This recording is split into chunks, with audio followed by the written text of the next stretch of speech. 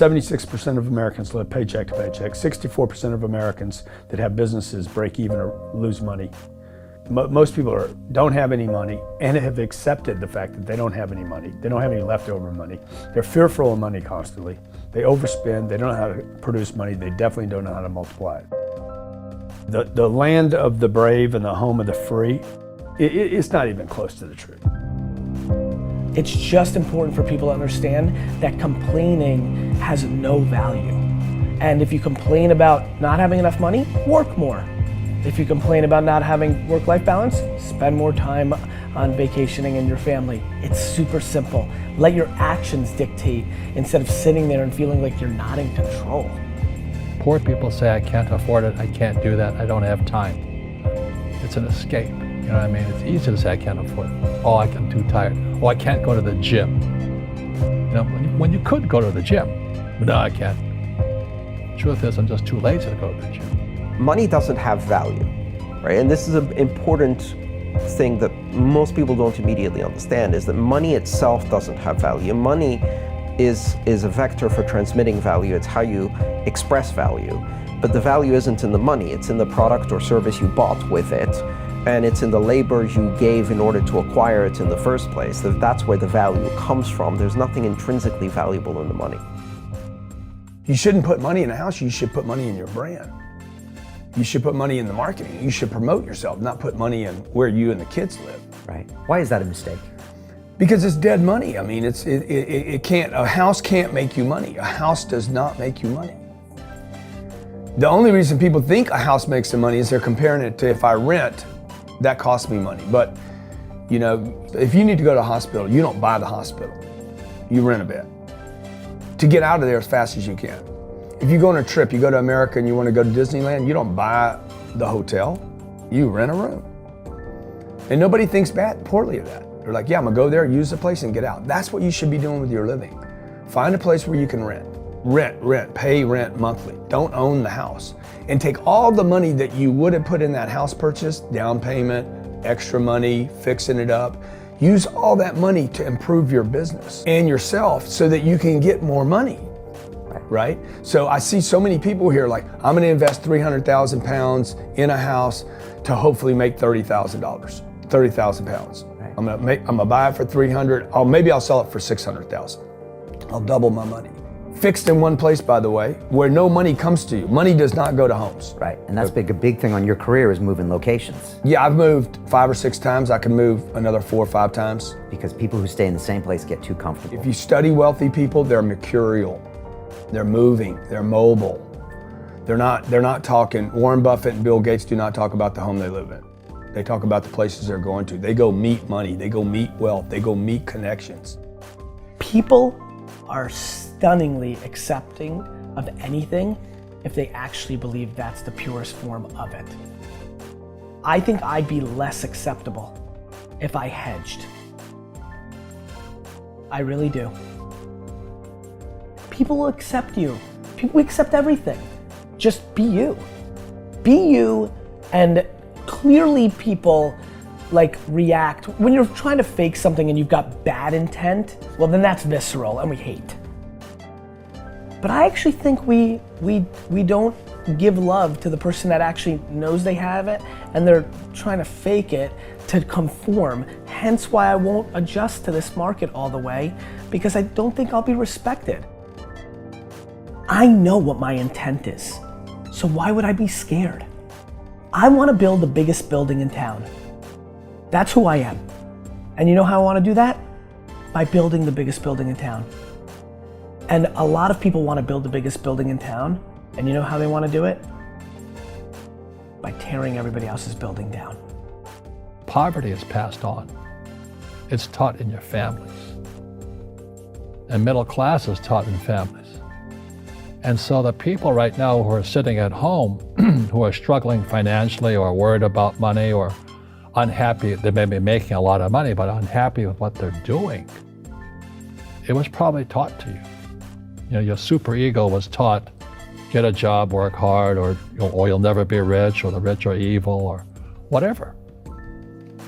And until you change your mindset, Correct. Money won't help you, right? Correct. And we see that with people that win the lottery, people that make more money, they still have the same problem. Right. Because they have that poor man's soul. Right. If you're poor, you'll always be poor. That's really hard for people to Yeah, understand. the money will disappear that fast. Just like most pro athletes, they make millions of dollars, and but 65% are bankrupt 5 years later. It's because they come from poor families. Now you tell them that, they get very angry at you. It's not, it's the rich fault. It's you guys ripped me off and government ripped me off. But unfortunately, what Mr. Lipton was saying, it's passed down genetically. That's the frightening thing. And it's interesting when you commit to something, little gifts just start automatically showing up. It's a phenomenal thing. It's happened my whole career. When I fully commit, somebody will bring me something. And then look, then keep your eyes open. And by the way, the package may come wrapped in a package you weren't thinking about. Hard work. Or like a voice, or like a person, or maybe from a different direction than you thought, or an offering where you're like, you read something about this and that's not the thing. Like all throughout my career, it's come in weird kind of ways. If you ask for help and somebody shows up at the door, maybe invite them in, regardless of what the packaging is or what you've heard about it or whatever. That's really been beneficial to me. Okay. How old are you? 44. I'm 40. Do you know how young we feel? When you were 26, did you ever think that this is what 44 felt like? No. You thought that was finished? Yeah. How old are you? Like, you think a 40-year-old, like, when I was 25 years old, I thought a 40-year-old was finished. I don't even feel like I'm starting. Right? Yeah, but when I was 26, I was in a rush. I understand. All those guys and girls on the streets last night, when you say that to them, like their face kind of goes blank, because all the stuff they watch, MTV, music videos, this, it's all about the bling now, and the this now, and the this now. And MTV's tame. You start following people on Instagram, and it's a disaster. They're all pushing, like, it's all about champagne and private planes, and you can get it too, and just sign up for my course, and everybody's falling for it. So I'm coming out, and first of all, I want to be historically correct. Nobody in 100 years is going to watch that video and say that I was full of crap. I like that, right? Number two, I want my legend to grow. I'm always fascinated by politicians and world figures. Like Winston Churchill, his brain continues to grow, right? I want that. When I'm dead, I want to be in the ground at peace knowing my legend's growing. Like, I want that.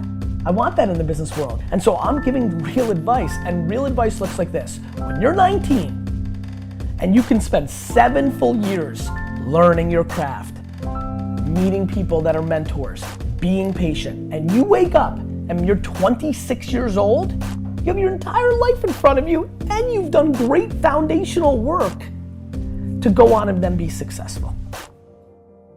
I have bad luck too. I've had financial crashes. I've had people stab me in the back, but they're all good because I grow from it. That's spirituality. Right. People who are afraid of making mistakes, like they teach in school, they don't ever grow. Because spirituality is there's good and there's bad, there's right and there's wrong, there's up and there's down. Most people only want to be right. They only want to be positive. Well, you can't have that. That's not reality. And the average person, the reason they're poor is they haven't failed. They play it so safe. They haven't made any mistakes like they taught in school. That means they don't learn anything. That's why the school system's actually fundamentally corrupt. It's anti-education. Don't make mistakes and don't ask for help. And if I didn't ask for help, I have my accountants, my attorneys, my bankers, and all that. I go into business like a rugby team. Boom, boom. We kick butt. But the average guy is standing there, I'm an A student, I'm going to do this all on myself. And a bunch of rugby players run you over, and you go, well, they're not playing fair. Yeah, well, you're playing stupid. You should have a team. You should have accountants, attorneys, and bankers, and all that stuff. But that's not the game I want to play. I said, then don't play the game. The game of business is played with accountants, attorneys, bankers, hate to say it, politicians. You got to know the game. Like, I don't want to hustle. I want to prosper. I don't want to grind. I want to create a machine that monetizes. I'm not shameful of money. I want money. I want a lot of money. I want to give money away. I want to raise a lot of money. You can't do that if you're broke.